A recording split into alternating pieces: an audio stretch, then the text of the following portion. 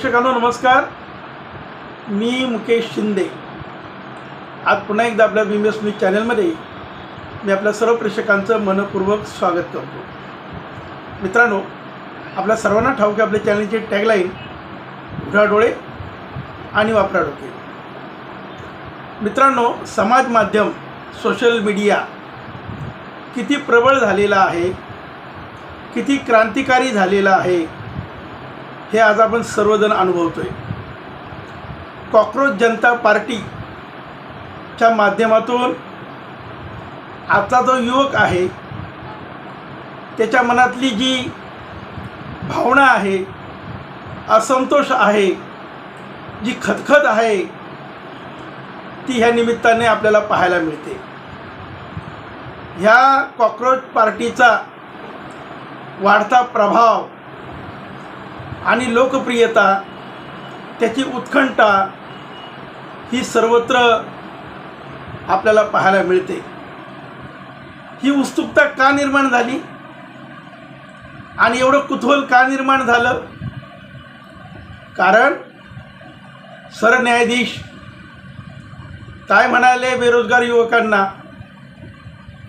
कॉकरोचची उपमा दिली आणि कॉकरोच सामाजिक प्रतिष्ठा प्राप्त झाली. आणि युवक जो उच्च शिक्षित आहे, जो दुखावला गेलेला आहे, त्याला रोजगार नाही, आणि मग हा युवक आपल्या ह्या देशामध्ये त्याला त्याचा हक्क आणि अधिकार मिळणार आहे का नाही?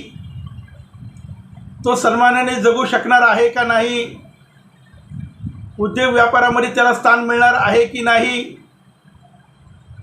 आणि समाज माध्यमातून आपण प्रतिक्रिया जर पाहिल्या तर आपल्या लक्षात येतं आहे की लोक काय व्यक्त होत आहेत, युवक काय व्यक्त होत आहेत. तर आजचा युवक आणि युवती आहे ते असं सांगतायत, हे वयोवृद्ध जे पुढारी आहेत हे देशाच्या पैशावर ऐशोआराम करतात, तारांकित जीवन जगतायत, आणि आम्ही एवढं शिक्षण घेऊन आम्हाला संधी मिळत नाही. पेपर लीक होण्याचा प्रकार आपण पाहिला. कशा पद्धतीनं विद्यार्थ्यांच्या भविष्याची खेळ त्या व्यवस्थेतनं होतोय, आणि प्रचंड मेहनत घेऊन पैसा खर्च करून जर संधी मिळत नसेल, जर हिणवलं जात असेल, जर दुखावलं जात असेल, तर हा युवक हा व्यक्त होणारच. आणि कॉकरोच जनता पार्टीच्या माध्यमातून त्याला हे प्लॅटफॉर्म मिळालं व्यक्त होण्यासाठी, आणि लाखो फॉलोअर्स ह्या सोशल मीडियाच्या माध्यमातून आज आपल्याला सर्वत्र मोठ्या प्रमाणामध्ये त्याचा प्रचार पाहायला मिळतोय. मित्रांनो, आपला देश हा सामाजिक चळवळीतनं उभा राहिला, सामाजिक आंदोलनामधनं उभा राहिला, आणि आपल्या आजूबाजूचे जे देश आहेत तिथं कशा पद्धतीचं परिवर्तन आणि क्रांती झाली हे काय मी तुम्हाला वेगळं सांगायला नको. आणि म्हणून युवक जो देशाचा कणा आहे, भवितव्य आहे, त्याला अशा पद्धतीचं हिणवणं हे काही बरोबर नाही. आणि मग जो दुखावलेली जी मनं असतात, दुखावलेलं जे मन असतं हे क्रांती करतं, हे परिवर्तन करतं, हे बंड करतं, विद्रोह करतं, आणि ह्या विद्रोहातनं जी खदखद निर्माण होते, जो असंतोष निर्माण होतो, तो व्यवस्था परिवर्तनाचं काम करतो. मित्रांनो, आजचा जो युवक आहे ह्या युवकाला साधन सामग्री नसल्यानं तो सैरवर झालेला आहे, संधी मिळत नसल्याने दुखावलेला आहे. आणि म्हणून सत्ताधारी कोणी असतील त्यांनी यामागची भूमिका समजून घेतली पाहिजे. कॉक्रोच पार्टी म्हणून काही लोक हिणवतायत, उपहासात्मक बोलतायत, टीका टिप्पणी करतायत, विनोद करतायत. परंतु हा जो युवक आहे त्याच्या मनातली जी भावना आहे, त्याचे अश्रू आहेत, त्याच्या समस्या आहेत, तो व्यक्त होतोय, याकडे मात्र राजकारणी दुर्लक्ष करतात. आणि अशा पद्धतीचं जनभावना, लोकभावना हे समजून घेणं हे राजकर्त्यांचं कर्तव्य आहे. आणि जर ते घेतलं नाही तर आपण पाहिलं, आपला देशाचा इतिहास तपासून पहा, दुखावलेली जी मनं आहेत त्यांनी ह्या देशामध्ये व्यवस्था परिवर्तनाचं राजकीय आंदोलन कसं उभं केलं. अनेक आंदोलनं आपण पाहिली आणि त्याचा परिवर्तनाचा जो मागोवा आहे हाही आपल्या सर्वांना माहिती आहे. मित्रांनो, समाज माध्यमातून आजचा युवक व्यक्त होतोय आणि हा व्यक्त होत असताना मला आजच्या युवकांना सुद्धा एक आवाहन करायचं आहे. मित्रांनो, तुम्ही व्यक्त होत असताना प्रॅक्टिकली व्हा, ग्राउंड रिॲलिटी काय आहे ती पहा. आणि केवळ समाज माध्यमातून, इंटरनेटच्या माध्यमातून आज जे जग जवळ आलेलं आहे, तुमच्या भावना व्यक्त करत असताना केवळ शुभारंभवीर म्हणून तुम्ही राहू नका. कुठलंही आंदोलन असेल, कुठला विषय असेल, कुठली समस्या असेल, त्याच्या तळाशी जाऊन अभ्यास करून त्याचा पूर्णपणे पाठपुरावा करून त्या भूमिकेला न्याय देण्याचा प्रयत्न करा. भूमिका महत्त्वाची आहे. राजकर्त्यांना वाटतं हे समाज माध्यमातून व्यक्त होणारी जी लोक आहेत ही इमोशनल आहेत, भावनाविवश आहेत, हे व्यक्त होतात आणि यांचं हे कृत्रिम पद्धतीचं, हे त्यांचं आभासी काल्पनिक असं हे समाज माध्यमातलं जीवन आहे, हे तात्पुरतं आहे. भावनेचा पूर ओसरला जातो आणि मग हा भावनाविवश झालेला युवक आहे हा सैरवैर होतो आणि पुन्हा तीच परिस्थिती आपल्या समोर आवासून उभी राहते. म्हणून मित्रांनो, तुमची खतखत, तुमचा असंतोष हे बरोबर आहे, याचं सर्व देश समर्थन करतो. आणि ही सगळी भावना आहे, ही भावना व्यक्त होत असताना आपण धोरणात्मक कार्यक्रमाची आखणी करा. इथल्या व्यवस्थेच्या विरुद्ध लढत असताना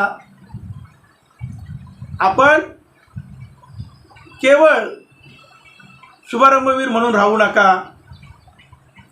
समाज माध्यम हे काल्पनिक विश्व आहे, यातून तुम्हाला कनेक्ट जरी होता येत असेल तरी वास्तव हे वेगळं असतं.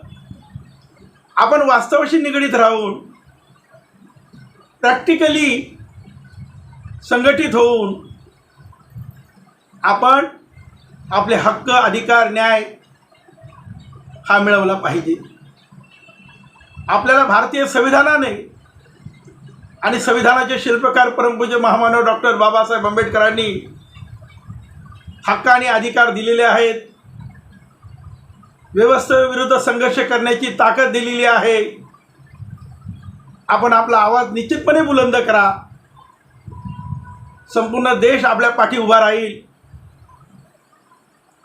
परंतु ही केवळ भावनिक बुडबुडा नसला पाहिजे.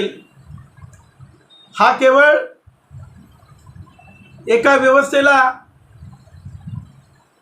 काहीतरी आपण करतोय असं दाखवण्यासाठी नसला पाहिजे, तर आपले हक्क, अधिकार, आपलं भविष्य यासाठी एक संघ जर आपण लढा उभारत असाल तर देशातली सर्व जनता आपल्या पाठीशी निश्चितपणे उभी राहील. कॉक्रोच जनता पार्टी यावर सगळेजण उपासात्मक बोलतायत, चेष्टा करतायत, परंतु त्यामागची खतखत ही समजून घेत नाहीत. म्हणून आपल्या देशातल्या सर्व राजकीय पक्ष यांनी युवकांची ही भावना समजून घेतली पाहिजे आणि युवकांनी सुद्धा प्रशासन असेल, शासन असेल, याच्याबरोबर सुसंवाद साधला पाहिजे, चर्चा केली पाहिजे, आंदोलन केलं पाहिजे, हक्क आणि अधिकारासाठी संघर्ष सुद्धा केला पाहिजे. परंतु हे काम अविरतपणे केलं पाहिजे. केवळ आपण पाहतो की कुठं अन्यायकारक अशी घटना घडली तर आपण कॅन्डल मार्च काढतो, निषेध नोंदवतो आणि पुन्हा जैसे ते परिस्थिती होते. एखादा घटनेचा पाठपुरावा करून मागोवा घेऊन त्याला न्याय मिळवून देण्याच्या संदर्भात आपली भूमिका कटिबद्ध असली पाहिजे. ही भावना आपल्या ह्या भावनाविवश झालेल्या युवकांनी सुद्धा लक्षात घेतली पाहिजे. निश्चितपणे आपले प्रश्न महत्त्वाचे आहेत. पेपरफुटीचं प्रकरण फार मोठ्या प्रमाणामध्ये आपण पाहतोय. देशातल्या युवकांच्या भविष्याची खेळ केला जातोय. हे सर्व जरी बरोबर असलं तरी समन्वयानं आपल्याला आपले हक्क आणि अधिकार मिळवण्यासाठी एकसंघपणे एकजुटीनं पुढे आलं पाहिजे. देशातल्या युवकांना ज्या पद्धतीनं कॉक्रोचची उपमा दिली गेली, आज लाखो करोडो संख्येनं सोशल मीडियामध्ये माध्यमातून ही एकजूट आपल्याला ह्या ठिकाणी पाहायला मिळते. आणि ही जागृती आहे, हे जनआंदोलन आहे, हे प्रेरणा देतं, उत्कंठा वाढवतं. परंतु हे आंदोलन हे चिरकाळ टिकत नाही, ते टिकलं पाहिजे. अशाच पद्धतीची भावना ह्या निमित्ताने व्यक्त करतो आणि ह्या युवकांना आणि आपल्या सत्ताधाऱ्यांना एक आव्हान करतो, जागे व्हा, झोपेचं सोंग घेऊ नका. व्यवस्थेचं परिवर्तन व्हायला वेळ लागत नाही. परिस्थिती बदलते. युवक काय म्हणतायत, समाज काय म्हणतोय, त्यांच्या वेदना संवेदना जाणून घ्या.